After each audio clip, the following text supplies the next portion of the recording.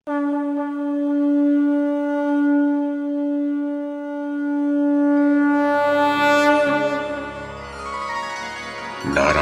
नमस्कृत्य नरं चैव नरोत्तमं देवीं सरस्वतीं व्यासं ततो जयमुदीरयेत्। ओम नमो भगवते वासुदेवाय, ओम नमः पितामहाय, ओम नमः प्रजापतिभ्यः, ओम नमः कृष्णद्वैपायनाय, ओम नमः सर्वविघ्नविनायकेभ्यः। नमस्कार।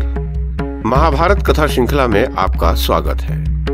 श्रीमन महर्षि वेद व्यास द्वारा रचित महाकाव्य महाभारत को एक कथा श्रृंखला के रूप में प्रस्तुत करते हुए पिछली कड़ी में मैंने मूल संस्कृत ग्रंथ के प्रथम पर्व, जो आदि पर्व के नाम से प्रसिद्ध है, उसके 7वें उपपर्व अर्थात संभव पर्व में दुर्योधन द्वारा भीमसेन को विष खिलाने की जो कथा है उसे आपको सुनाया था।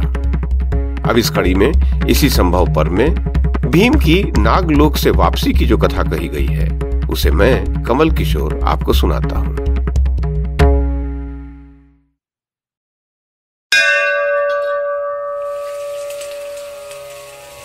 वैशंपायन जी कहते हैं, जन्मेजय, तदनंतर समस्त कौरव और पांडव क्रीड़ा और विहार समाप्त करके भीमसेन के बिना ही हस्तिनापुर की ओर प्रस्थित हुए। वे आपस में यह कह रहे थे कि भीमसेन तो हम लोगों से आगे ही चले गए हैं। पापी दुर्योधन ने भीमसेन को वहां न देखकर अत्यंत प्रसन्न हो भाइयों के साथ नगर में प्रवेश किया। युधिष्ठिर को दुर्योधन के पापपूर्ण विचार का भान तक न हुआ। वे अपने ही अनुमान से दूसरों को भी साधु ही देखते और समझते थे। वे माता के पास पहुंचकर पूछे, मां, भीमसेन यहाँ आया है क्या? वह कहाँ गया होगा? यहां भी तो मैं उसे नहीं देख रहा हूं। वहां हम लोगों ने भीमसेन के लिए उद्यान और वन का कोना कोना ढूंढ डाला, फिर भी जब वीरवर भीम को हम न देख सके तब सबने यही समझ लिया कि वह हम लोगों से पहले ही चला गया होगा। यहां आकर वह कहीं चला गया अथवा तुमने उसे कहीं भेजा है, या जहां मैं भीमसेन को सोया हुआ समझता था वहां किसी ने उसे मार तो नहीं डाला।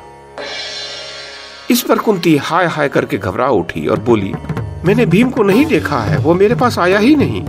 तुम अपने छोटे भाइयों के साथ शीघ्र उसे ढूंढने का प्रयत्न करो। कुंती का हृदय पुत्र की चिंता से व्यथित हो रहा था। उसने विदुर जी को अतः बुलवाया और कहा, भीमसेन नहीं दिखाई देता, वह कहाँ चला गया? उद्यान से सब साथ यहाँ आके, किंतु अकेला भीम अब तक मेरे पास लौट कर नहीं आया। वह सदा दुर्योधन की आंखों में खटकता रहता है। दुर्योधन क्रूर, दुर्बुद्धि, क्षुद्र, राज्य का लोभी तथा निर्लज्ज है।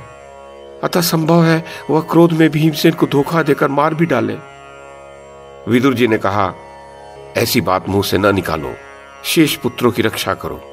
यदि दुर्योधन को लाहना देकर इस विषय में पूछताछ की जाएगी तो वह दुष्ट आत्मा तुम्हारे शेष पुत्रों पर भी प्रहार कर सकता है।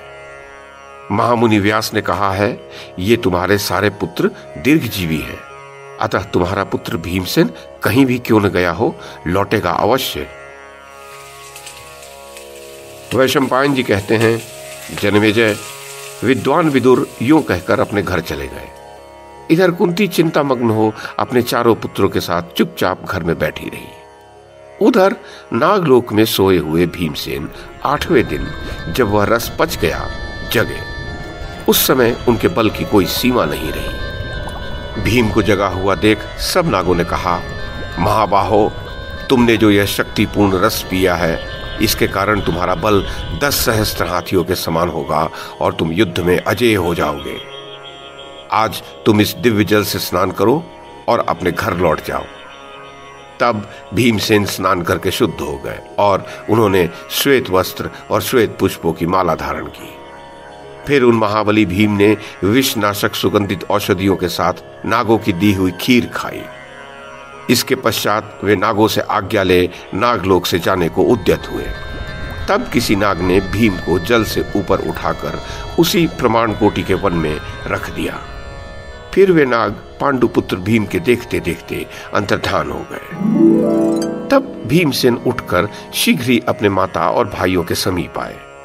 सबने भीम के आगमन पर अहोभाग्य अहोभाग्य कहा। तद अनंतर भीमसेन ने दुर्योधन की वे सारी कुचेष्टाएं अपने भाइयों को बताई और नागलोक में जो घटनाएं घटी थीं, उसका भी पूर्ण रूप से वर्णन किया।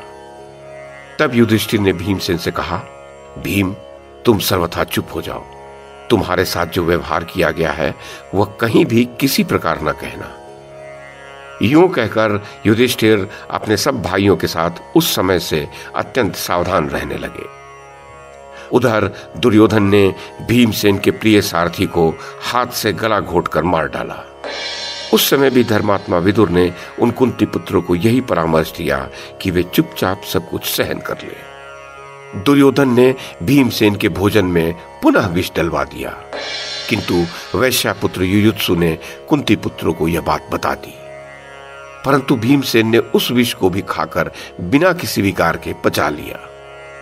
इस प्रकार दुर्योधन, कर्ण तथा शकुनी अनेक उपायों द्वारा पांडवों को मार डालना चाहते थे।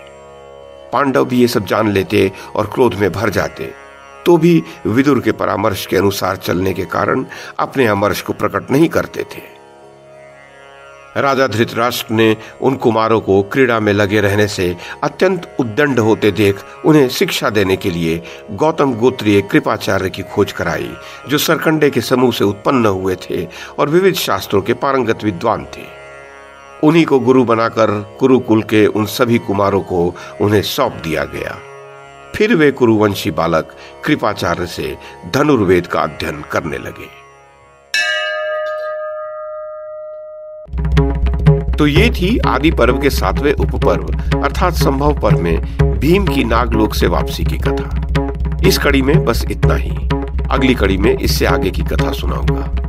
YouTube के माध्यम से महाभारत की कथा को एक श्रृंखला के रूप में प्रस्तुत करने का हमारा ये प्रयास यदि आपको सराहनीय लगा हो तो कृपया इस कड़ी को लाइक और शेयर करें, चैनल को सब्सक्राइब करें और बेल आइकन को दबाएं। साथ में अन्य लोगों को भी देखने के लिए प्रेरित करें।